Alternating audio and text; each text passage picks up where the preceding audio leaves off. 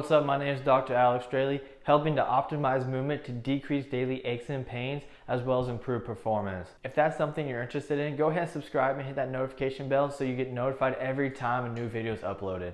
This is part 2 of the core series where we look at how to actually assess and analyze your core. If you missed the first video talking about what the core is and why it's important, I highly recommend going and checking that out. There's a link above and also down below in the description. So we can look at the core in 2 different ways. We can do a shotgun approach where we just attack all of it and try to make the whole thing stronger. While this sounds great, it's actually really not, and you're going to find out later in the video why it's not the best idea. Instead, we want to be more of a sniper and identify our weaknesses and go after those. In this video, I'm going to show you 4 tests that you can use to assess where your weaknesses are so you know exactly what you're going after. And then in the following videos, I'll show you different exercises how to address those. Make sure you stick around to the end. I have one bonus tip to help you improve something that you do every single day that you might actually be doing wrong.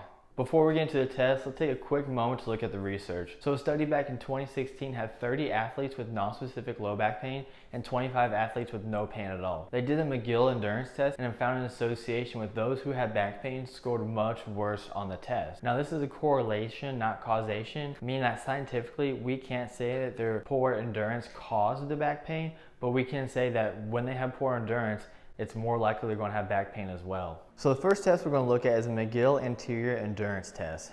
And what this looks like, lay on your back and flex your knees 90 degrees. You're going to bring your torso up to 60 degrees. And here's a quick way to see if you're at the 60 degree mark. Pull out your phone and go to your goniometer.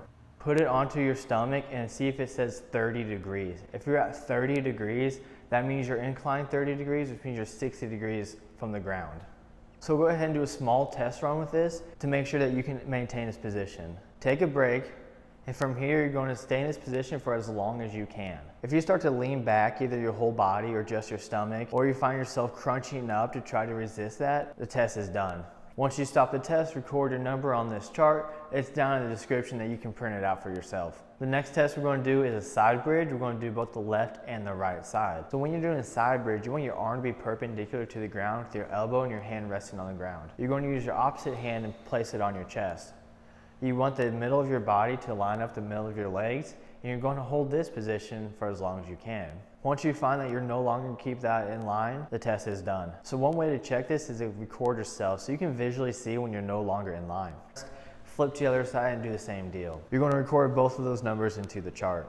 Now the last test is probably the hardest one to do just because of the setup. If you have a partner, it's significantly easier. If you're alone, there's still ways to do it. Find a bench or even an ottoman and place your torso off of it. You want to strap down your legs or have your partner hold your legs down, and you want to keep your torso parallel to the ground for as long as you can. Again, once you can no longer stay parallel, the test is concluded. Now that you have all 4 of your numbers, put them into the chart and find your ratios. And this is why it's super important to not attack everything of the core, because these ratios are important. You want to make sure you have a well-balanced core. So now that you know your ratios, you know exactly what areas you need to target.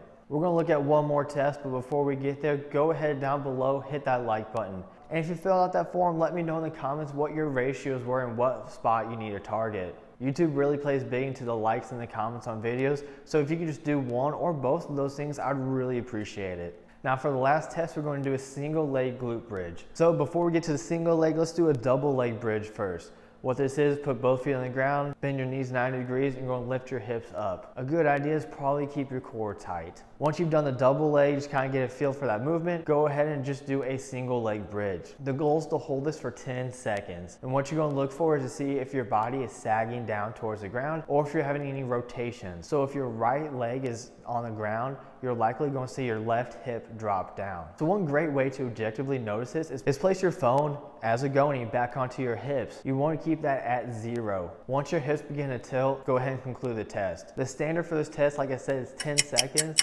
But I see no issue with trying to do this for 30 to 60 seconds to really push your endurance on both sides. Those are 4 tests you can use to assess your core stability and find out where exactly you need to work. And for the bonus I talked about at the top, something you do every single day hundreds of times and you might be doing it wrong: breathing. When we breathe, it should be 3 parts belly, 1 part chest. Let's look at how to actually assess that. You're going to lay down, place 1 hand on your belly and 1 hand on your chest. I just want you to relax and breathe naturally. You should feel the hand on the belly rise up and down. If you feel the chest rising up and down, such as the video showing right now, you're more likely a chest breather. Why does breathing actually matter? Well, you do it so many times a day, we want to make sure we're doing it right. When we use other muscles for breathing, we're not working our diaphragm, which is super important for creating that core stability.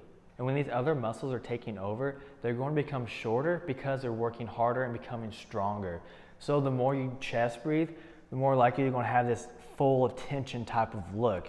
Where if you can belly breathe, the whole chest here is going to be able to relax and you can breathe normal. When we go to brace our core, we should take a big deep breath, be able to squeeze out on all sides and still breathe at the same time. If you find that when you try to brace your core but you have to hold your breath, I have the perfect exercise for you. Just stay tuned for the third video. On the screen now, you'll see the first video from this series in case you missed that one, and another video of mine you might enjoy as well.